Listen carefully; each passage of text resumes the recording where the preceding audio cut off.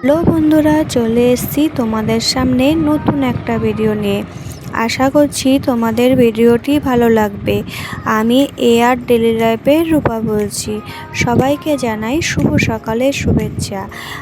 প্রত্যেক দিনের মতন আজও ঠাকুরের গা একটু মুছে নিলাম। আর আমি তো কয়েকদিন পুজো দিইনি, তোমরা তো জানো। আর তোমরা আমার ভিডিও যারা দেখেছো তারা তো জানো কেন আমি পুজো দিইনি। যাই হোক, আজকে যখন পুজো দিতে বসলাম ভাবলাম আগে ঠাকুরের গা মুছে নিই। তার আগে আমি ঠাকুরের যে আসন পাতা ছিল ওইগুলো পরিষ্কার করে তারপরে পেতেছি। আর এদিকে হালকা করে সিংহাসনটাও মুছে নিলাম, যেহেতু একটু ধুলো ঝুল পড়েছে। আর অন্য একদিন ভালো করে সিংহাসনটা পরিষ্কার করব। আর আজকে না বড্ড দেরি হয়ে গেছে, এখন ঘড়ির কাঁটায় ঠিক 10টা মতন বাজে। আর পুজো দিয়ে উঠতে উঠতে আমার 10:30 বেজে যাবে। কারণ আজকে সোনামার স্কুল ছিল না, আজকে রবিবার। অঙ্গনারী স্কুলে প্রত্যেক দিনের মতো নিয়ে যায়, তো তাই তাড়াহুড়া থাকে। আর আজকে ছিল না বলে তাই ভাবলাম যে আজ যেহেতু ওর স্কুল নেই তাই একটু দেরি করেই অনেকগুলোই কাজ করেছি, যেমন বাথরুম ধুয়েছি, তারপরে টুকিটাকি অনেক কাজ করতে গিয়ে না দেরি হয়ে গেছে। আর তারপরে পাশের বাড়ির থেকেও ফুল নিয়ে এলাম। আর দুটো পাত্রে নিয়ে নিচ্ছি, দেখতে পাচ্ছ। একটা পাত্রে দেব আমাদেরই গোপাল আছে, ওটা ছোট আন্টি পুজো করে, আমার ছোট পিসি শাশুড়ি গোপাল, রাধাকৃষ্ণ, নৃসিংহদেব, গুরুদেব আছে, সবাইকে পুজো দেয়। আর এখানে আমি ঘরে দেখতেই পাচ্ছ কী কী ঠাকুর আছে। আর এটা হচ্ছে আমার গুরুদেব। প্রথমে আমার গুরুদেবকে মুছে নিলাম, তারপরে বাদবাকি সব ঠাকুরকে মুছলাম, সে তোমরা দেখতেই পারলে। আর তারপরে এক এক করে আমার সব পুজো দেওয়ার হয়ে যাওয়ার পরে আমি আবার তোমাদেরকে দেখালাম, কারণ ওই পুজো দিতে দিতে না ভিডিও করতে একদম ভালো লাগে না। তারপরে এদিকে আমি ঝটপট করে পুজো দিয়ে চলে গিয়েছিলাম ছাদে জামা কাপড়গুলো মেলতে, কারণ এখন ঘড়ির কাঁটায় ঠিক 10:30 মতন বেজে গেছে। আর এদিকে সোনা আমার বড্ড রাগ হয়েছে আমার পরে, কারণ ও আমার সাথে এই রোদের মধ্যে ছাদে যেতে চেয়েছিল, সেই কারণে আমি ওকে নিয়ে যাইনি বলে ওর রাগ হয়েছে, ও ওইভাবে শুয়ে আছে।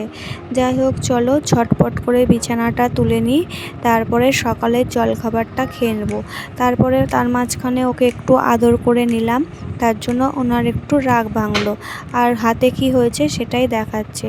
চলো, সকালবেলা আজকে তোমাদের দাদাভাই আলু চচ্চড়ি করেছিল আর আমি রুটি করেছিলাম। আমি তো জানি আজকে দেরি হবে, তাই ভেবেছি থাক আজকে ভাত খাবো না, সবার জন্যই রুটি করে নিই। তাই ঝটপট করে রুটি করে তারপরে তোমাদের দাদাভাইয়ের প্রত্যেক দিনের মতন আজও টিফিনটা গুছিয়ে দিয়েছিলাম, দিয়ে তারপরে বাদ বাকি সব কাজ করেছি। আর আমি তো আজকে ওই সব কিছুই দেখাইনি তোমাদের। যাই হোক, চলো সকালের জলখাবারটা খেয়ে নিয়ে তারপর তোমাদের সামনে অনেকক্ষণ পর আসছি। সোনামাকে স্নান করাবো, খাওয়াবো, ঘুম পাড়াবো। আর অনেকটাই বেলা হয়ে গেছে, তাই এই মাঝখানে না আর কোনো ভিডিও করিনি, কারণ খেতেই বসেছি আমি 11টার সময়। তারপর ওকে চান করিয়েছি, খাইয়েছি, তারপরে রান্না করতে এসেছি।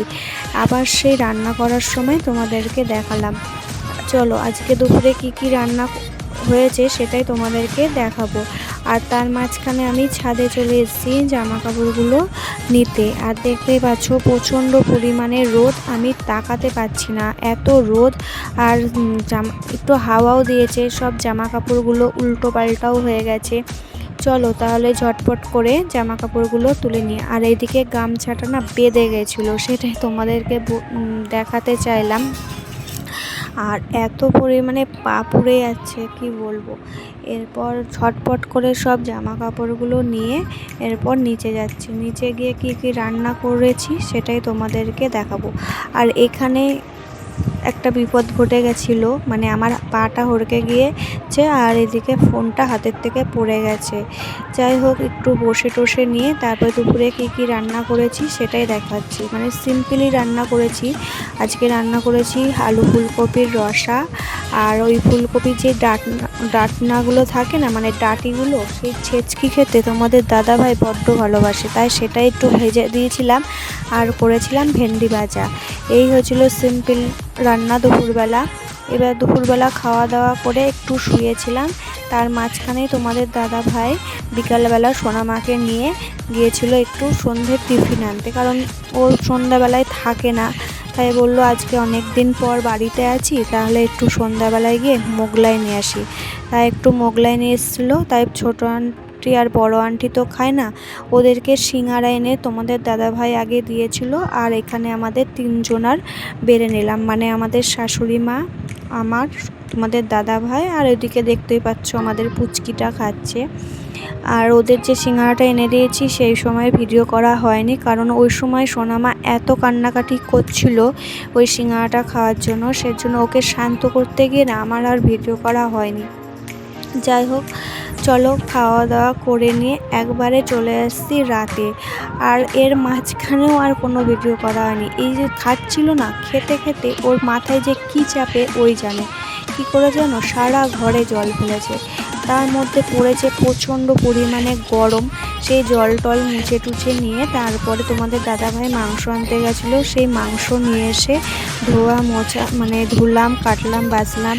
তারপরে আমার নিরামিষের না মিক্সি আছে, কিন্তু আঁশের মিক্সি নেই, সেটা আবার শিলে বাটলাম, মশলা বেটেই সব রান্না টান্না করতে করতে আমার এখন রাত 8টা কি 8:30 মতন বাজে, কারণ সোনামা 9টা বাজলেই খিদে পেয়ে যায়। তাই ওকেও একটু মেটে দিয়ে দেবো। আর ও দেখো ওর টাইম হয়ে গেছে, ও মাথা দিয়ে ডাকছে। আমি বলছি এ দেখ মাংস হচ্ছে, মাংসটা হোক তারপরে তোকে খেতে দেবো। যাই হোক, চলো আজকের রাতের মেনু আমাদের গরম গরম ভাত, সাথে ছিল চিকেন কষা। আর দেখতে কেমন হয়েছে অবশ্যই জানাবে কমেন্ট করে। আর ভিডিওটি যদি ভালো লেগে থাকে তাহলে একটা করে লাইক কমেন্ট করে দেবে। আসছি আবার নতুন কোনো ভিডিও নিয়ে। ততক্ষণ তোমরা সুস্থ থেকো, ভালো থেকো, আর আমাকে এইভাবেই ভালোবাসা দিয়ে যেও, যেভাবে তোমরা শর্ট ভিডিওতে আমাকে ভালোবাসা দিচ্ছ। কিন্তু আমি দেখছি যে যে বড় ভিডিওগুলো